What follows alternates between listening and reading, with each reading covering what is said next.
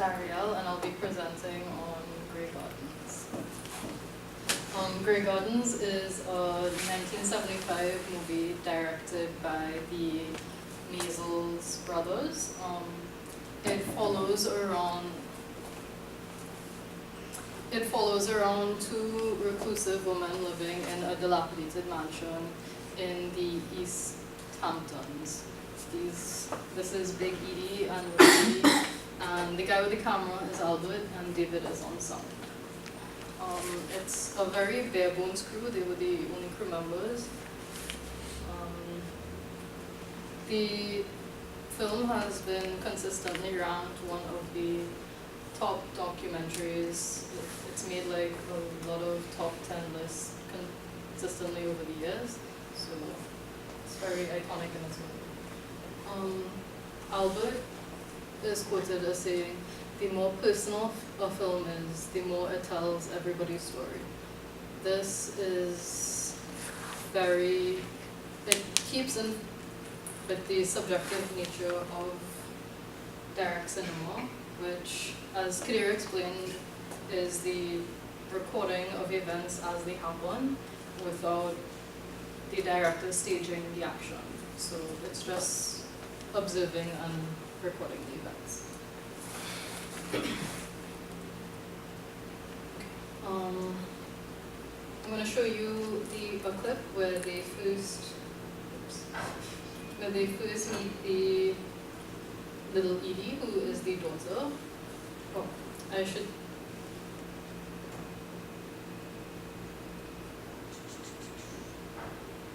Oops.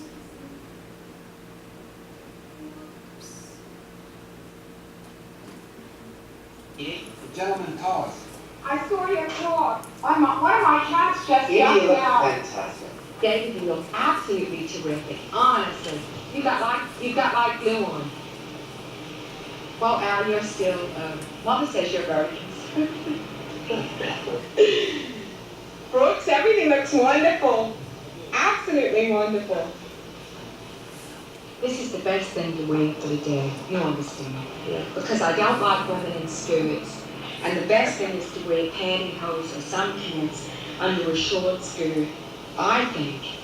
Then you have the pants under the skirt, and then you can pull the stockings up over the pants underneath the skirt. Mm-hmm. And you can always take off the skirt and use it as a cape. So I think this is the best costume for the day. Okay. I have to think these things out, you know. Other one would come out in a kimono, so he had quite a body. So what did you do? Photograph Brooks cutting right down here? Nothing through the jungle.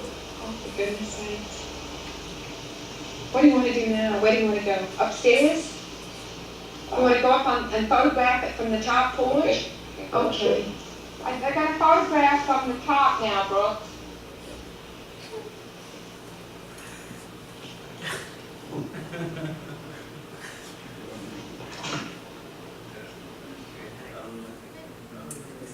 She vanished. Yeah, just disappeared into the bush. So like right off the bat, you notice a lot of differences between this and the regular narrative documentaries that we have been watching.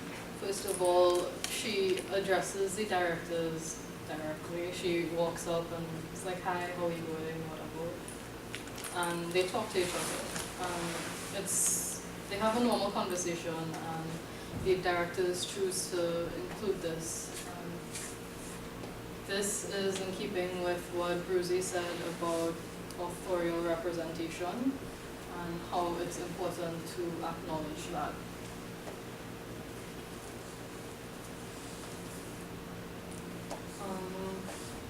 This documentary was originally supposed to be a family portrait kind of deal with Jackie Onassis, Jackie Kennedy, that one, and Lee Radziwill, is that how you pronounce it? Okay. And they give the documentarians access to like all their families, all their family members, even like these people, and the documentarians, when they met the women. They thought they were more interesting, so they decided to do a documentary on them instead. They previously worked on a Rolling Stones documentary, Gimme Shelter, which is about a Rolling Stones tour in which one of the audience members got killed by a member of Hells Angels, and Salesman, which is about door-to-door Bible salesman. Both of these documentaries were in the style of direct cinema as well. And they also worked for the same company that the guy from Don't Look Back did, which is Drew Associates. But they left because they thought that they were too propagandish. But Drew Associates is known as being one of the pioneers of direct cinema, especially for a documentary they did about Kennedy called Primary. What did I just do?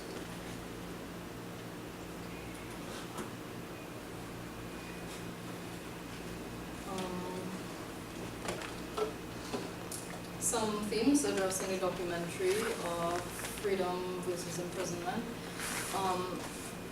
The movie is essentially about this mother and daughter that live reclusively in this crumbling mansion in East Santa.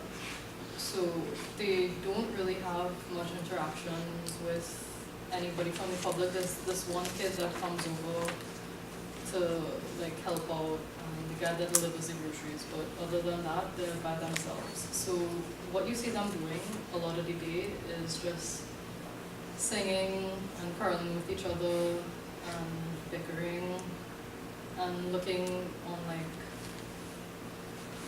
at pictures and albums from the past and just remembering how time used to be, which is another important theme, the passage of time. Little Edie is quoted as saying, it's difficult to keep the line between the past and the present. And well, obviously mother and daughter relationships and class and status. In the opening, which was kind of long, there was a series of like well-kept East Hampton houses, because that's where like all the rich New Yorkers go to spend their summers, and then you see this after all those well-manicured lawns. Some techniques. Actually, let me show you another clip so that you would understand a little bit better the kind of relationship these people have.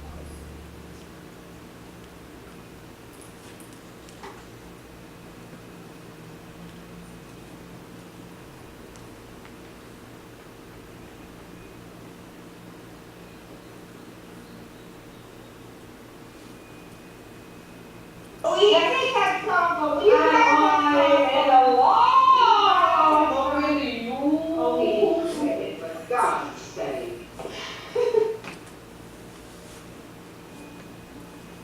There's an extra nine. I'll put it in the middle. I forgot the four. Get my slippers in. Get my slippers. You know where you put them.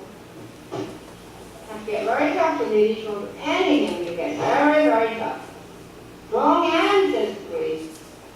Said she needs a strong hand. I said, oh, I know, I brought you here, but I have thought it was very difficult.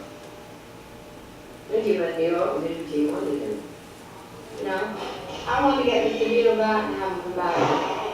She said she'd leave the house forever if I had a phone at her. But the moon is high, so you bring my radio, you bring my radio, it's on my bed, yeah? Will you bring my radio, please?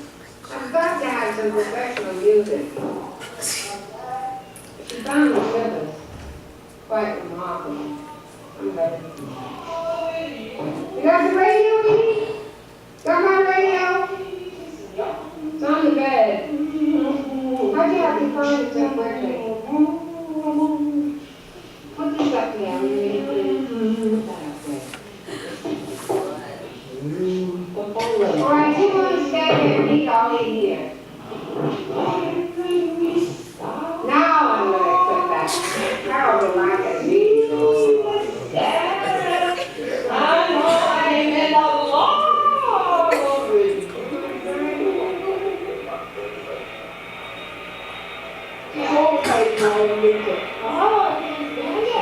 Absolutely low, Mom. You make me very ill.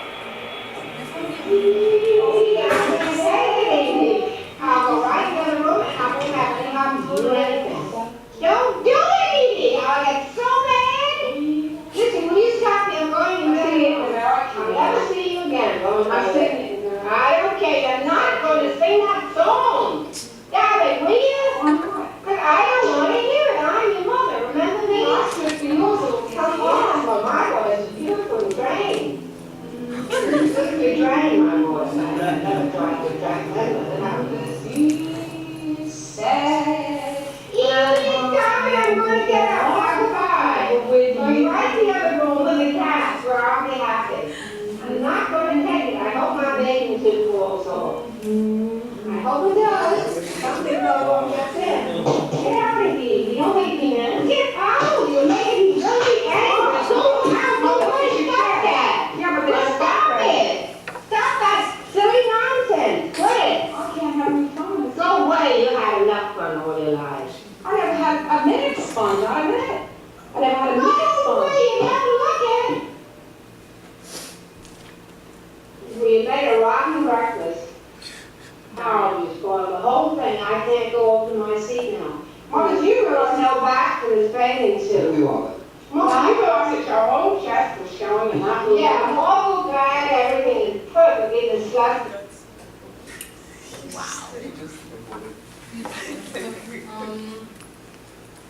Yeah, as you could see, this is very different from like the traditional style of documentary.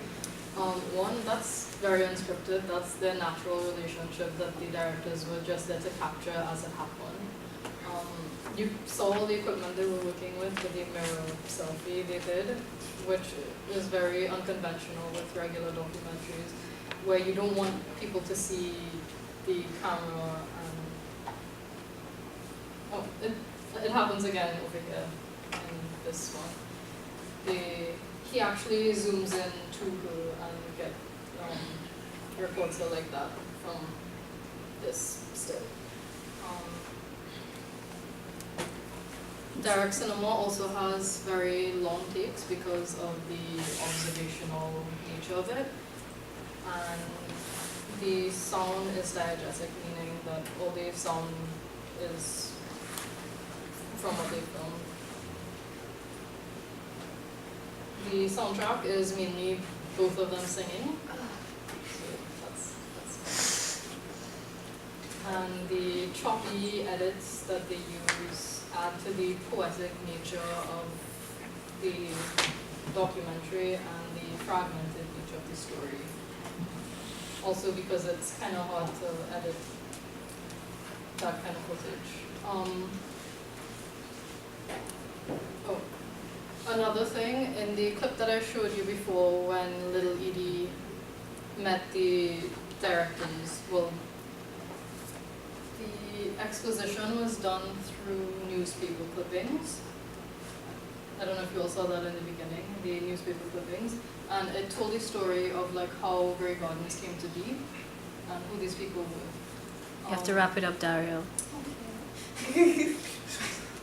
So instead of using narration, voiceover narration, they chose to do that instead. It's similar to what the Chronicle of a Summer did when they did the same thing with the Congo stories. This one. Do I have time for this point? No? Okay, well, I'll do it. There's a shot where little Edie holds up a poster that says "Travel the World," and next to it she holds up a birdcage which perfectly juxtaposes the themes of freedom and entrapment. And it seems a little too perfect, and well, she did want to be a poet, so that's probably why it's so poetic. The characters have control of the story, the subjects are aware of the story, and they therefore they are the authors of their own narratives. Drew from Drew and Associates, our documentary is Theatre Without Actors.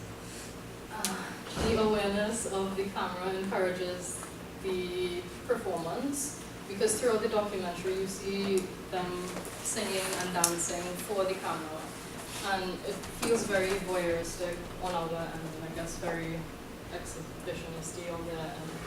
But this is, instead of being frowned upon by the filmmakers, it's encouraged, because that's what they want their narrative to be. Some criticism, the voyeurism. You really do have time for it. Terribly subjects sorry. are taken advantage of. Checkbox benefits,